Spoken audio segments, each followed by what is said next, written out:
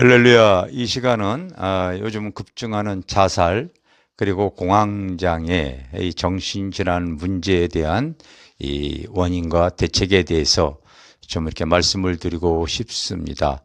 사실 우리가 이 모든 것들이 어디서부터 와지냐면요, 사람과의 관계 속에서 오는 상대적 빈곤감, 상대적 박탈감, 상대적 소외감, 이런 것에서부터 와지는 겁니다. 우리가 과거와 지금의 삶을 살아볼 때에 사실 지금 우리가 불과 50년, 60년 전만 하더라도 지금의 삶으로 되돌아켜 보게 되어지면 우리가 지금 왕처럼 살고 있거든요. 과거에는 여러분 개울가에서 빨래했지 세탁기가 빨아주질 않았어요. 지금은 과거에는 이 겨울에 나무 떼면서 아주 눈 메워가지고 연기 때문에 그런 가운데 한 겨울을 났지 보일러가 이렇게 대신해 주지 않았잖아요. 어디를 가려고 하게 되면 집신 신거나 말 타고 갔지, 누구든 요즘 다 우리 한국 사람들 어지간한 가정에 자동차 다 있지 않습니까? 옛날엔 여러분 제철에 나는 음식만 먹었지만 지금 냉장고에 얼마든지 먹고 싶은 것들 냉동해서 계절에 상관없이 먹잖아요. 저희 교회 안에도 그 냉장고 세보면 한 10개가 되어지는 것 같습니다. 그 많은 냉장고에 원하는 것들 이렇게 많이 비축해 놓고 살고 있습니다. 그리고 또 원한다면은 사람들이 여행을 가고 싶을 때에 어느 나라다 갈 수 있는 이런 풍족한 왕처럼 살고 있는 이런 시대인데도 그럼에도 불구하고 사람들이 왜 그렇게 우울해하고 공황장애에 있고 그리고 이 자살해 버리는 거 그러냐면은요, 이게 사람과의 관계 속에서 오는 비교의식이에요. 상대적으로 이 박탈감, 빈곤감, 소외감, 이게 비교의식에서 와지는 것을 여러분 아셔야 됩니다. 이거는 성경의 창조 시기 때부터 그것이 사단의 미혹으로 생겨난 것이죠. 바로 하나님께서 만물을 창조하시고 그리고 이제 사람을 창조했을 때 그 사단이가 와서 바로 아담과 하와 이렇게 미혹했잖아요. 야, 너도 저 선악과 따먹으면 하나님처럼 될 수 있어. 너 하나님처럼 높아질 수 있어. 이렇게 비교한 거죠. 그래서 아담이 하나님의 말씀을 버리고 그리고 사단의 말을 들었을 때에 그때부터 이 죄악의 눈이 밝아져서 여러분 항상 사람과 비교하는 이런 것들이 생겨나기 시작했습니다. 여러분 이 학생들 보십시오. 학생들도 항상 성적으로 비교당합니다. 성적으로 굉장히 비교당하죠. 여학생들 여러분, 젊은 사람들 무엇으로 비교당합니까? 외모로 비교하죠. 그 외모로 비교당함으로 인하여서 우리나라가 성형공화국 아니겠습니까? 또 빈부의 격차로 비교당하죠. 그러니 내가 또 어디 사느냐에 따라서도 상대적으로 여러분 비교당합니다. 같은 아파트에 살아도 내가 몇 동 그리고 몇 평이냐에 따라서 자녀들이 서로가 비교하면서 우울해하고 그리고 박탈감을 느끼는 거예요. 이런 모든 것들이 하나님의 말씀과 진리가 없는 사람들에게 드러나는 이런 현상인 걸 여러분 아셔야 될 줄 믿습니다. 교회조차도 그래요. 교회조차도. 여러분 우리 하나님은 솔직히 우리의 중심을 보시지만은 사람들은 외모를 먼저 봐요. 그래서 교회도 지하교회라든지 상가교회에 먼저 이렇게 내려다보는 것이 있어요.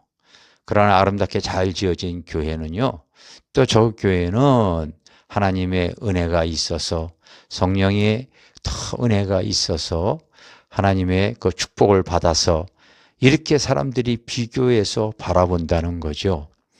여러분 참 아이러니하게도 제가 강서구 화곡동에 있을 때는 상가교회였잖아요. 지하교회였고 상가교회였어요. 열심히 그때도 전도했습니다. 그래도 이 교회 안에 들어오는 그 영혼들은 극히 제한적이었습니다. 그런데 참 마포의 성전을 아름답게 짓고 나니까요, 매주 새로운 영혼들이 오시더라고요. 이게 바로 무엇이냐면요, 사람들이 바로 이 보이는 것을 통하여 바라보고 판단한다는 것이지요. 이걸 여러분들이 아셔야 될 줄 믿습니다. 이것을 이길 수 있는 방법이 다른 게 없어요. 다른 게 없습니다. 그 내면에 하나님의 말씀으로 채우고 말씀으로 이겨나가는 것이지요. 그리고 항상 기도하는 가운데 성령의 기름 부음이 내 심령을 채워지게 되어지면요, 절대로 이 세상으로 보는 박탈감, 소외감, 그리고 그 비교의식으로 와지는 우울증, 이런 빈곤감에 대해서 이길 수가 있는 거예요. 제가 교회 개척할 때 그랬어요. 돈이 없다 보니까 여러분 자동차 중에서 예전에 아주 작은 경차였던 티코가 있었습니다. 티코. 이게 한 50대 후반에서 60대 되신 분들은 그 차에 대해서 기억을 하실 겁니다.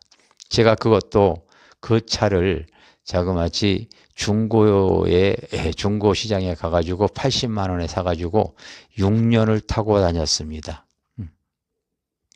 그 이전에 제가 이 사회생활 할 때는요, 그 하나님의 은혜로 그때 당시에 지금은 이제 그 차가 단종돼서 없지만은 그 예전에 아주 큰 차를 타고 다녔었거든요.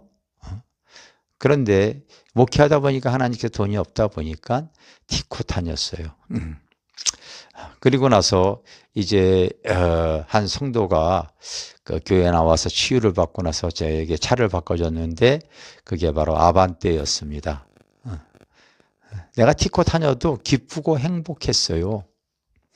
한 번은 산에 기도하러 가고 싶어가지고 그 차에 6명이 탔습니다. 차가 그거밖에 없으니까 그 6명을 타고서 그 산에 가니까 도로에 있는 다른 차들이 그렇게 작은 차에 꽉 탄 것을 보고서 엄지를 치켜오리고, 야, 장하다, 뭐 이렇게 해주더라고요.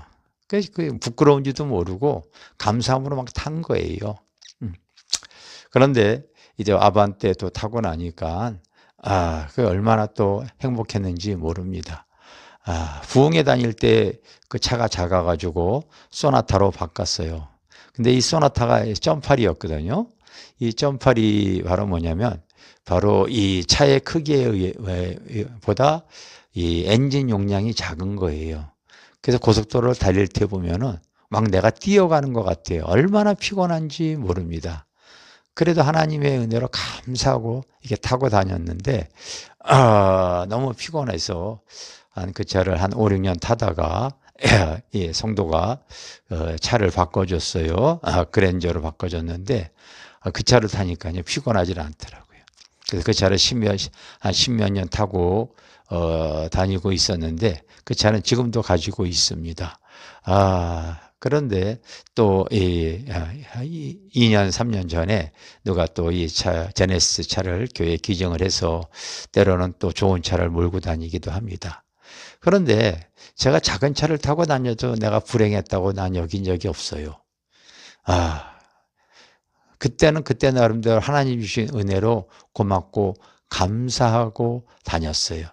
결국 여러분 하나님의 말씀이 나의 심령에 채워지고 성령의 기름이 부어지면은 절대로 상대적 비교의식으로 오는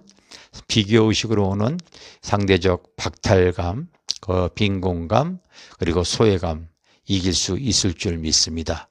하나님의 말씀으로 채우시고 성령의 기름을 내 삶에 채우시기를 바랍니다. 그러면 하나님이 주신 은혜로 우리의 삶이 날마다 승리하는 삶을 살아가도록 하나님께서 은혜 주실 줄 믿습니다. 할렐루야, 감사합니다.